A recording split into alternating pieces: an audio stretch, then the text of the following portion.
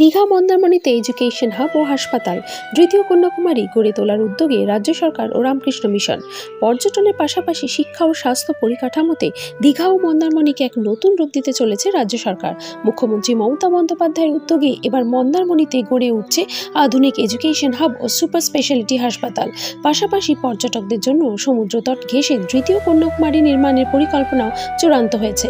এই প্রকল্পে মুখ্য ভূমিকা নিচ্ছে রামকৃষ্ণ মিশন। মুখ্যমন্ত্রীর নেতৃত্বে রাজ্য সরকার ও রামকৃষ্ণ মিশনের যৌথ উদ্যোগে নির্দিষ্ট জমি চিহ্নিত করে দ্রুত কাজ শুরু করার সিদ্ধান্ত নেওয়া হয়েছে।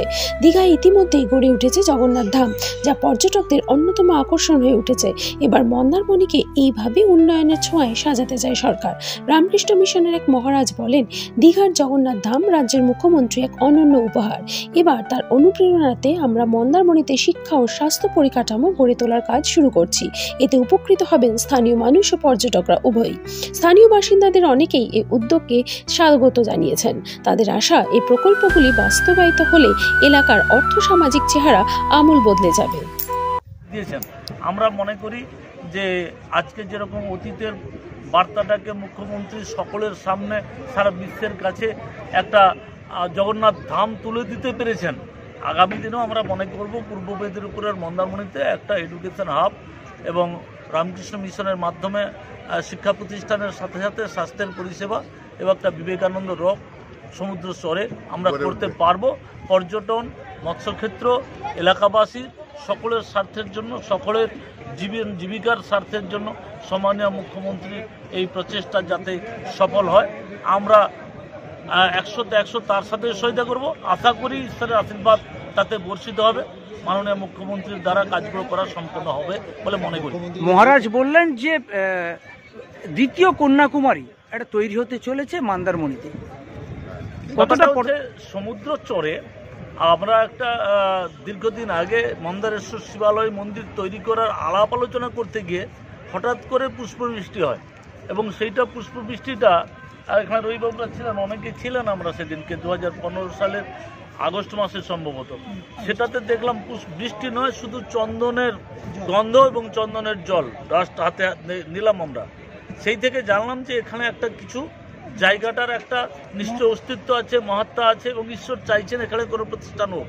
পরবর্তী 2010 সালের সেপ্টেম্বর মাসে আমরা তৎকালীন যে আমাদের নেতৃত্ব দেবব্রত দাসের সাথে, আমাদের বিএলআরওর সাথে, আমাদের অন্যান্য ডিএসডির নেতৃত্বদের সাথে নিয়ে আমরা উদ্বোধন করেছিলাম।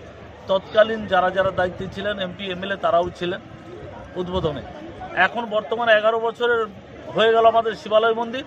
এখন মহারাজকে দেখানোর পরে মহারাজ মনে করছেন যদি রাজ্য সরকার চায় আমরা বিবেকানন্দ রক দেখার জন্য যেটা চেন্নাইতে যাচ্ছি, কন্যাকুমারীতে যাচ্ছি, কন্যাকুমারীর আদলে এখানেও যে সমুদ্রটা আছে আমরা নিশ্চয়ই আগামী দিনে একটা কন্যাকুমারীর মতো বিবেকানন্দ রক করতে পারবো, যাতে পর্যটকদের আরও ভিড় বাড়ে, যাতে সাধারণ মানুষের জীবন জীবিকা বাড়ে এবং আধ্যাত্মিক চিন্তাধারা মানুষের যে এখন যে হিংসার প্রবণতা, যে মানুষের যে সদ্ভাব টিকিয়ে রাখার জন্য রামকৃষ্ণ মিশনের যে আদর্শ সেইটাকে আরও প্রতিফলিত করা হবে। আমরা দীঘা সারদা রামকৃষ্ণ মিশনের যে আধ্যাত্মিক সেবায় যে সন্ন্যাসী এখন আছেন, যে সাধু আছেন নিত্যবোধানন্দী মহারাজ, তার আশীর্বাদ নিয়ে সেইভাবে বিবেকানন্দের চিন্তাধারা, রামকৃষ্ণের চিন্তাধারাটাকে আমরাও বাংলার বুকে, সারা ভারতের বুকে নিয়ে যেতে চাইছি আমরা। এবং এটি মহিলাদের জন্য আবাসিক কলেজ, তার সঙ্গে আমাদের এই যে মন্দারমণিতে একটি বিবেকানন্দ রক আপনারা যেটা দেখতে পান সেই কন্যাকুমারীতে, বাংলাতেও যাতে একটি কন্যাকুমারীর মতো জায়গা গড়ে ওঠে, এটিও আমাদের স্বপ্ন রয়েছে, ভাবনা রয়েছে। মুখ্যমন্ত্রীকে কাল আমরা এই শুভেচ্ছাপত্র তার হাতে দিয়ে আমরা আমাদের এই কথা তাকে আমরা জানিয়েছি। মুখ্যমন্ত্রীকে আশ্বাস দিয়েছে রামকৃষ্ণ মিশন, খুব আদরে গ্রহণ করেছেন। জায়গা এর আগের বার দীঘা পরিদর্শনের সময় কথা দিয়েছিলেন, সেই জায়গা প্রশাসন আমাদেরকে জানিয়ে নির্দিষ্ট করে দিয়ে দিয়েছে এবং তিনি কথাও দিয়েছেন যে আগামী যখন দীঘা ভিজিটে আসবেন তিনি এই দীঘা সারদা রামকৃষ্ণ সেবা কেন্দ্রের সাথে রামকৃষ্ণ মিশনের যে পরিকল্পনা শিক্ষা প্রতিষ্ঠানের জন্য রাজ্য সরকারের রয়েছে এবং আমাদেরও দীর্ঘদিনের প্রচেষ্টা রয়েছে, সেটিকে তিনি সার্থক রূপ দেওয়ার জন্য চেষ্টা করবেন এবং জমি দর্শন করবেন। মন্দারমণিতেও আমাদের একটি মন্দারেশ্বর মহাদেব রয়েছেন জ্যোতির্লিঙ্গ, সেটিকে আমরা একটি আধুনিক কন্যাকুমারী, বাংলার কন্যাকুমারী রূপে গড়ে তোলার কাজে আমরা ব্রতী হয়েছি। পার্টিকুলার মন্দারমণির কি জায়গা কোনো বাছা হয়েছে? হ্যাঁ, দাগ নম্বর, হতের নম্বর, মৌজা, জেল নাম্বার, বিএলআরওর প্রপোজাল, জেলা প্রশাসনের সম্মতি সবটাই আমরা পেয়েছি। সেখানে তো মন্দির আছে, অনুমোদন করেছেন মাননীয় মুখ্যমন্ত্রীর সঙ্গে কালকেও আমার কথা হয়েছে। তার নির্দেশে আমাদের জেলা প্রশাসন 15 একরের মতো জমি মন্দারমণির অঞ্চলে তারা নির্দিষ্ট করে দিয়েছেন। জমি জরিপ হয়ে গেছে, দেখা হয়ে গেছে, এনকোয়ারি হয়ে গেছে।